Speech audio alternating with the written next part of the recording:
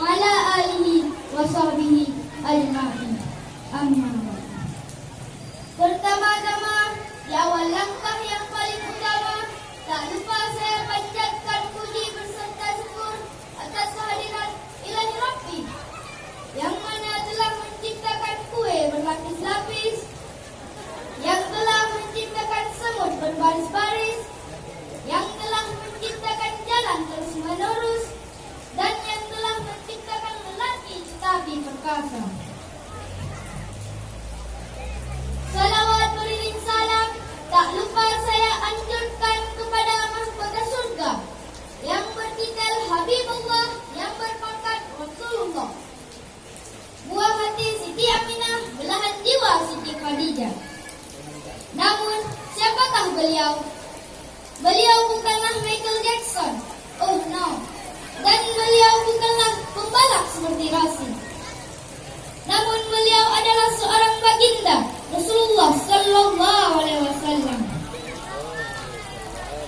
yang telah membawa kita dari zaman jahiliyah ke zaman Islamiyah, dari zaman menunggang kuda ke zaman naik kijang Innova, dari zaman makan terasi ke zaman makan KFC.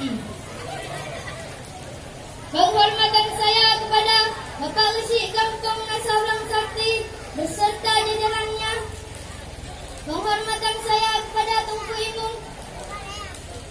Dan penghormatan saya kepada Dewan Juri yang akan menghakimi saya dengan seadil-adilnya.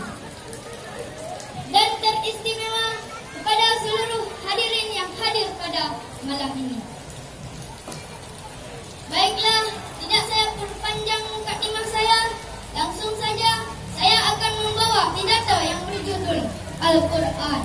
Karena bagi saya, time is a science. Waktu adalah ilmu. Masyiral muslimin rahimakumullah. Setiap umat beragama mempunyai suatu kitab yang dianggap sebagai kitab suci. Orang Hindu mempunyai kitab Veda. Orang Buddha mempunyai kitab Tripitaka. Yahudi memiliki kitab Taurat. Nasrani menganggap suci kitab Injil. Majusi mempunyai kitab Zen Avesta. Sedang kita umat Islam oleh Allah diberikan kitab suci Al-Quran. Mengapa kita menganggap Al-Quran sebagai kitab suci? Yang pertama, Al-Quran dianggap suci karena isinya sesuai dengan fitrah manusia. Al-Quran murni baik isi maupun redaksi 100% huruf Allah. Buktinya, sampai saat ini tak ada yang mampu membuat satu surat pun semacam Al-Quran. Yang kedua, Al-Quran dianggap suci karena isinya sesuai juga dengan fitrah manusia. Misalnya, seorang laki-laki normal suka pada wanita itu fitrah. Begitu juga wanita suka pada laki-laki itu fitrah. Al-Quran tidak melarang itu. Jika ada kitab yang melarang pernikahan, maka kitab itu diragukan kesuciannya. Yang ketiga, Al-Quran dianggap suci karena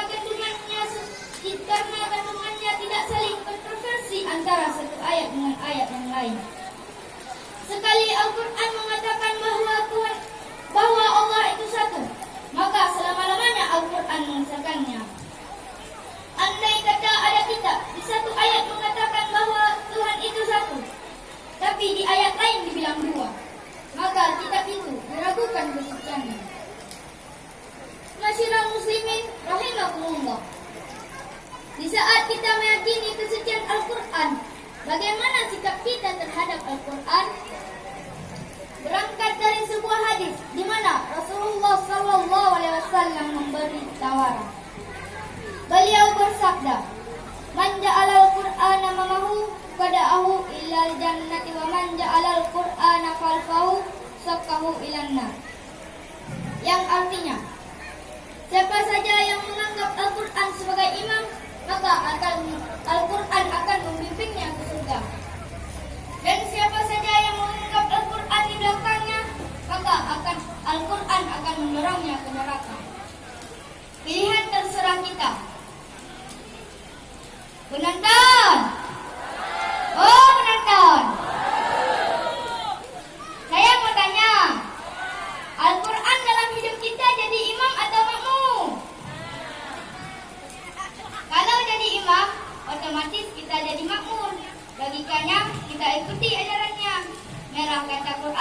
Merah kita bilang. Hijau kata Quran, hijau kita bilang. Ke barat kata Quran, ke barat kita pergi. Haram kata Quran, haram yang kita fatwakan. Itu namanya Al-Quran menjadi imam dan kita jadi makmum. Tetapi yang kita praktekkan sekarang ini malah sebaliknya. Merah kata Quran, hijau daun kita bilang. Ke barat kata Quran, ke timur kita pergi. Haram kata Quran, remang-remang kita bilang. Dalam kehidupan kerap kita paksakan Al-Quran jadi makmum dan kita jadi imam. Kita sesuaikan Al-Quran dengan selera kita. Mana ayat yang sesuai dengan gaya hidup kita ini yang kita baca kuat-kuat. Manakala ada ayat yang bertentangan dengan gaya hidup kita ini, kita sembunyiin itu Al-Quran. Kita anggap Al-Quran ketinggalan zaman. Na'udzubillah. Al-Quran menyarankan kita untuk saling asah-asuh dan asih. Sedang kita saling gasak-gesek dan gosok. Al-Quran menyarankan kita untuk menjaga persatuan dan kesatuan juga ukhuwah Islamiyah. Tapi yang kita praktekkan sekarang ini malah cinta berenang, saling bertolak belakang, mencegah kawan seiring menggunting dalam ikatan. Masyiral muslimin rahimakumullah. Bila kita berpaling dari Al-Quran, kita injak-injak ayat Al-Quran, maka tunggulah azab Allah yang menerpa kita. Sebagaimana firman Allah dalam surat Taha ayat 124 yang berbunyi, A'udzu billahi minasy syaithanir rajim. Bismillahirrahmanirrahim. Wa man a'rada an dzikri fa inna lahu ma'isyatan dzakka wa nansuruhu yaumal qiyamati a'ma. Artinya, siapa saja yang berpaling dari peringatanku berupa Al-Quran, pasti sempitlah kehidupannya. Kelak di hari kiamat akan dikumpulkan dalam keadaan buta.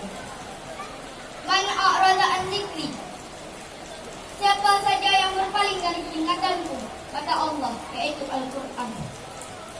Dia ikuti Al-Quran, dia imami Al-Quran, tapi dia berpaling dari ajarannya. Dia injak-injak apa yang seharusnya dia amalkan. Dia turuti hawa nafsunya, maka kata Allah, dia akan diberikan kehidupan yang sempit. Bagaimanapun banyaknya teman, tidak ada tempat kita bertanya, melarikan persoalan membagi rasa.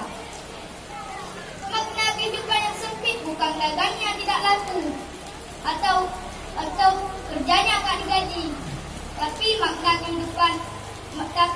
kesempitan hati lebih bahaya loh daripada kesempitan ekonomi. Itu di dunia. Di akhirat dia kelak akan dikumpulkan dalam keadaan buta. Ya Allah, ya Rabbul.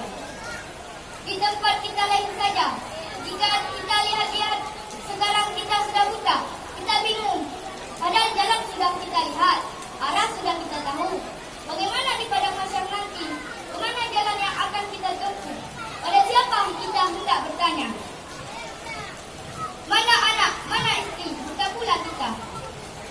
Suatu kesengsaraan yang merupakan puncak kesengsaraan jika kita berpaling dari Al-Quran. Masyiral muslimin rahimakumullah. Oleh karena itu, marilah saudara-saudara kita ikuti Al-Quran. Kita imani, kita mengamalkan Al-Quran agar kita tidak bangkitkan dalam keadaan buta. Baiklah, kesimpulan dari isi pidato saya adalah Al-Quran adalah imam bagi kita. Merah kata Quran, merah kita bilang, jangan sebaliknya. Akan menjerumus kita ke dalam neraka. Amin, amin, ya mujibas sholihin.